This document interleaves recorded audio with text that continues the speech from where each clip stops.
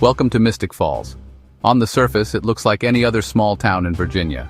Tree-lined streets, historic buildings, you see people going about their day. They smile, they laugh, they live their lives in blissful ignorance. They believe their biggest problems are high school exams, who to take to the Founders Day dance. But this town holds a secret, a deep, dark secret woven into the very soil it was built upon. A history that whispers through the leaves of the ancient oak trees and echoes in the halls of the old Lockwood mansion. It's a secret that hides in plain sight just beneath the veneer of ordinary life. This isn't just a town, it's a beacon, a magnet for things that go bump in the night. For centuries, supernatural creatures have called this place home. They walk among the living, their true natures concealed by glamour and shadow. Vampires with eternal youth and an unquenchable thirst for blood. Enter the Salvatore brothers, Stefan, Damon, two sides of the same cursed coin. They returned to Mystic Falls, their ancestral home, carrying the weight of over a century of baggage. Stefan arrived first. He was the good brother, the penitent one. He fought his vampiric nature every single day. He chose to feed on animals, to control the monster within him. He wanted a life, a connection, something to anchor his long, lonely existence.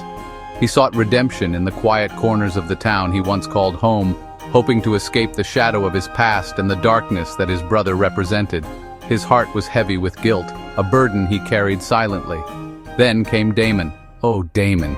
He was the storm to Stefan's calm, the chaos to his brother's order. Damon embraced his vampirism with a smirk and a swagger. He saw it not as a curse, but as a gift. It gave him power.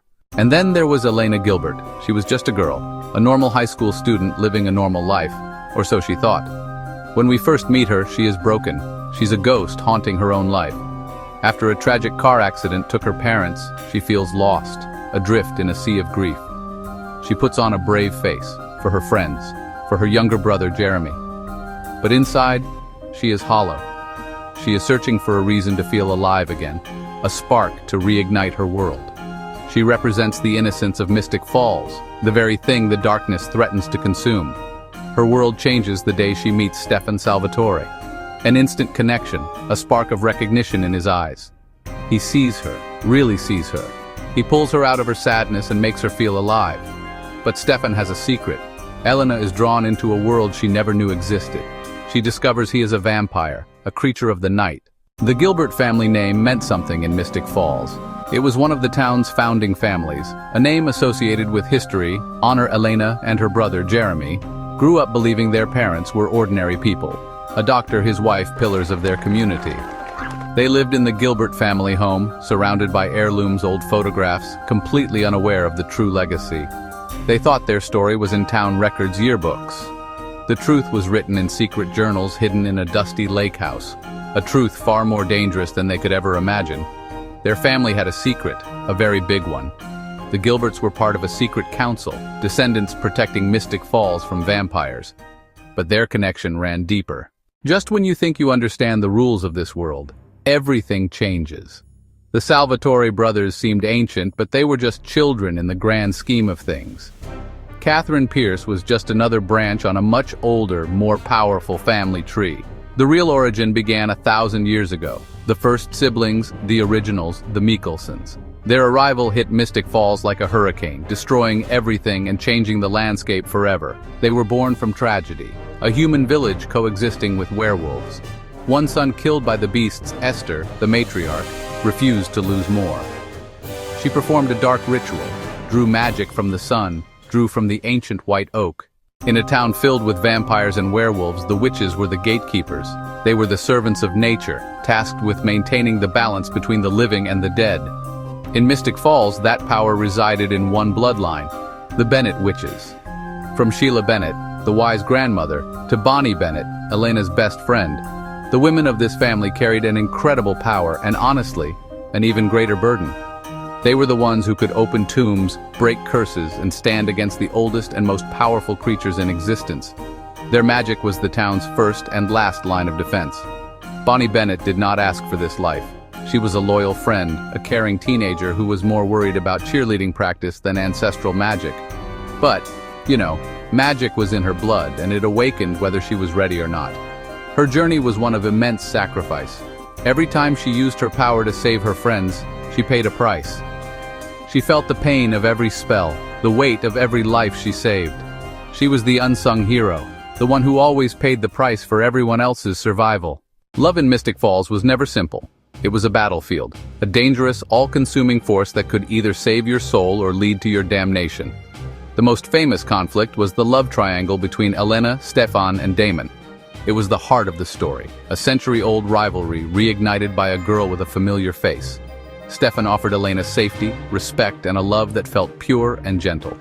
Damon, however, offered something else entirely. He offered passion, danger, and a love that was consuming.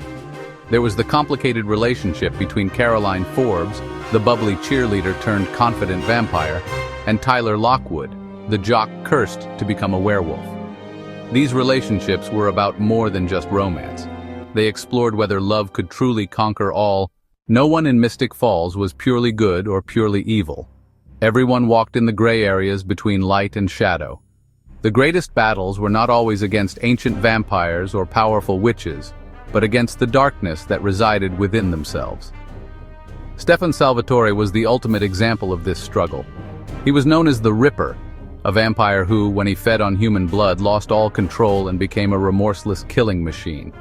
He spent over a century fighting this side of himself, living in constant fear of the monster he could become. His journey was a painful battle for control and atonement. Damon, on the other hand, seemed to embrace his inner demons. He hid his pain behind a wall of sarcasm, cruelty, and indifference. But moments of his humanity would break through. His love for Elena, his fractured bond with his brother. In the end, what is Mystic Falls? It's more than just a place on a map. It's a crucible, a place that forges heroes, a place that forges villains. It's a story about legacy, not the legacy of founding families, not the legacy of ancient bloodlines, but the legacy of the choices we make and the love we leave behind. The history of the town, with all its secrets and sins, was not a chain that bound our characters forever. It was a foundation upon which they could build something new. They learned that the past does not have to define you. You can choose to be better. The love stories were the soul of this town. The epic love between Stefan and Elena, the all-consuming passion between Damon and Elena, the unexpected connection between Klaus and Caroline. These relationships were the proof that even in a world filled with darkness, light could exist, forever and always.